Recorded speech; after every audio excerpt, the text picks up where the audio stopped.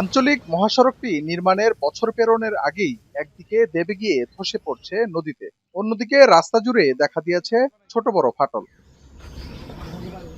এমন ভোগান্তি আর দুর্ভোগ নিয়েই প্রতিদিন যাতায়াত করছেন শ্রীপুর থেকে গাজীপুর জেলা সদরে চলাচলকারী কয়েক হাজার বাসিন্দা। সড়কের ভাঙন ঠেকাতে নদীর পাড়ে ব্লক বসানো সহ সড়ক নির্মাণের দায়িত্ব পায় সালাম দুর্গা এন্টারপ্রাইজ নামের ঠিকাদারি প্রতিষ্ঠান।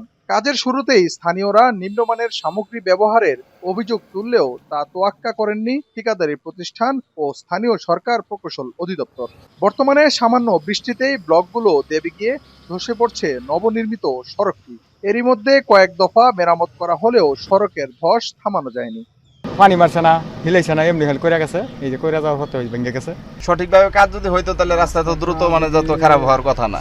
ইঞ্জিনিয়ার কোনো দিন এখানে আসেই না, কথা বললে তারপরে বলে যে অন্য জায়গার চেয়ে ভালো করছি।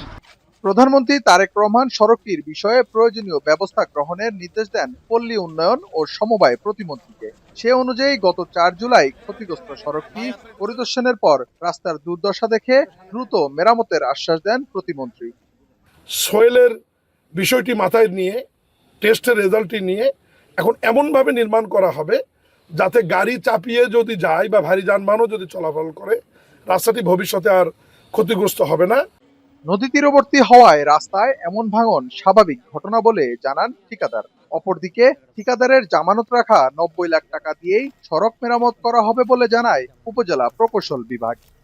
একটা হাই কোয়ালিটির কাম হয়েছে, কনসালের টিম দাঁড়াই থাকে কাম করাইছে। সাইডটা হইলো ওইটা একটা খাল আছে, বেশি বৃষ্টির কারণে সাইডে খালে হয়তো একটু কাটিং হয়েছে, এই জন্য তো সমস্যা নাই। ক্যারেজের রাস্তাটা ছিল না, একদম নতুন মাটি ভরাট করে এই অংশটা তৈরি করা হয়েছিল। আগে খালেরই অংশ ছিল বলা যায়, নতুন মাটি ভরাট করে যেহেতু কাজ করা হয়েছে, এটা একটা সিজন গেলে দেন এটা স্টেবল হয়ে যাবে। তা আমরা লাকি যে এটা জামানতের সময়ের মধ্যে ঘটেছে, তাকে দিয়ে আমরা এটা শীঘ্রই ঠিক করতে পারবো। গাজীপুর জেলা শহরের সঙ্গে শিল্পাঞ্চল শ্রীপুর উপজেলার যোগাযোগ ব্যবস্থা সহজতর করতে ৫ কিলোমিটার সড়ক নির্মাণের ব্যয় ধরা হয় ৯ কোটি টাকা। ইফতেখার রায়হান, এখন গাজীপুর।